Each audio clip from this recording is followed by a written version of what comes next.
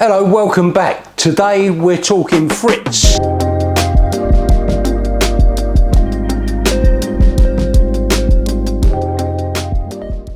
Today we're doing French fries, but they're not French, they're Belgian fries. Because I think Belgian fries are better than French fries.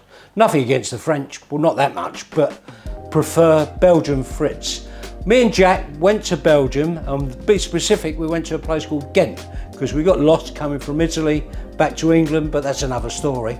And it was a university town, and it was full of loads of restaurants, and we had the most amazing frites there. Now I'm going to show you how they did it. There are other ways of doing them that are a bit longer than what I'm going to show you, but I've tried these and these taste really good. What it involves is getting a good quality potato, peeling it, cutting it into chips, blanching it, and then double frying it. I'll show you how to do it, so watch along and you'll be amazed. You won't be able to taste it, but me and Jack will. You'll have to do it yourself, or not, it's up to you. If you don't like it, don't do it, but we're gonna eat them anyway. First thing to do, get your potatoes peeled. Good quality potato, none of your rubbish, something like a Maris Piper, Yukon Gold, a Russet, anything of nice quality. Before I chop these, I'm gonna cut the ends of them square, just so that they look uniform. Get your potato, pop it in there, give it a thump. If you haven't got one of these, just do it by hand. But this really does make things a lot easier. Chips are cut, they're in the pot. Before I start to cook them, I'm going to take them over and give them a rinse, get rid of some of the starch. We've washed the chips, now we're going to put them in some water and we're going to blanch them, and we're also going to add some salt into that. You know when these are done, because when you put a knife into them, it just pierces through. Don't match them, just blanch them. Frites have been done, they've been blanched, and the next thing I'm going to do is put them onto the towel, and then I'm going to pat them dry before we can put them in the fryer. Put them in the basket, ready to fry them for the first fry, because we do this in two fries. We fry this at about 150, 160 degrees, just until they start to go off of the different whitish colour, just so you can see them start to cook.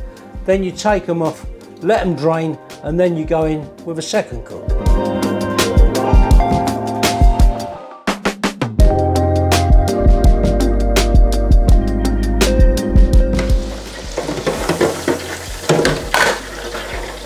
They've had a 5-minute cook and they're just about ready. I'm going to leave them in the basket, let them drain down. That allows the temperature of the oil to come back up, and then we give it the second fry. Now what you can do, what we do, is we cook batches of these, we let them cool down, put them in plastic bags and whack them in the freezer. And then when you want to do them, all you do, take them out the freezer, cook them once. You've already done them once before and you've got them ready. We love a chip, look at that. Great old chip lover. Here we go, basket going in. If you haven't got a fryer, then use a pan. Right, these are now ready for the second fry. The reason we do a second fry is it takes it up to another level. They're not just frites, they're really good frites, they're really tasty. You've gone to the trouble of blanching them, washing them, cutting them all to the same size. You've cooked them once, wait a little while, let the oil come up to temperature, and now cook them again. And when you cook them for the second time, you just want them to go golden brown. And then there you are, you got your next level frit.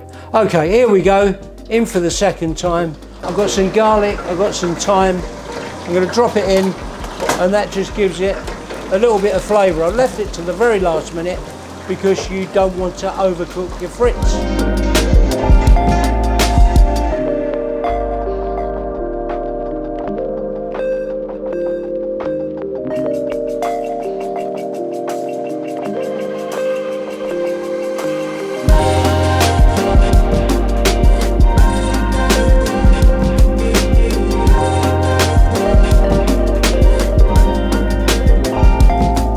Right, here we go, end result, lovely frites. There we go. Just like we got in Belgium. Sorry France, they're better than yours.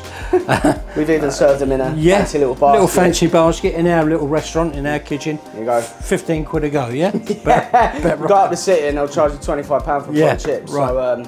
So we're following sweet. Right, we've even got a little bit of garlic in there and a little bit of thyme. We put some salt on it. I'm going to try these with a little bit of mayonnaise, see what they're like. As they do out in the continent. What do we reckon? That is a proper fry. Really is good. Lovely. Crispy on the outside, crunchy, and really soft on the inside. And it's got a little garlic taste where we drop that garlic in at the end, and a little bit of thyme on it as well. They really are nice. A lot of work, but well worth it. They taste so good. Yeah. And the thing is, providing you do what we do, you fry them once, get them all ready, put them in the freezer. All you got to do is just put them in the fryer when you're ready for them, and it doesn't take long. That's what I was going to say. You make these in batches. Stick them in the freezer, and then you have all the chips you bloody want. Quite nice, yeah. Is there anything you think you could have done better to improve those? Not really. No. Made these banging chips. No, they really are good.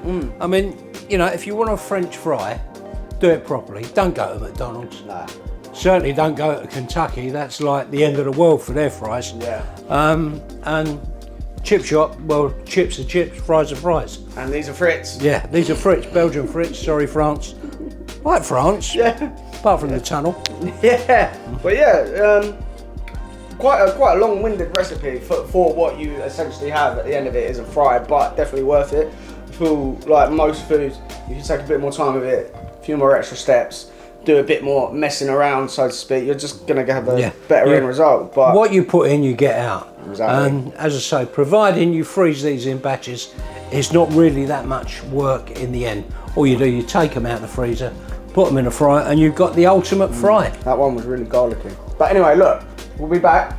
We've had a little break, but we'll be back on it. Yeah. So, like, share, comment. It really does help if you actually like the video. Please subscribe and all that YouTube shit. You know, just do that. It don't cost anything. They're not going to peek into your history. You know, your personal details. Not going to cost you a penny. We're going to take all your credit card details. Yeah. All right, cool. All right. Yeah. Anyway, see you again soon for another video.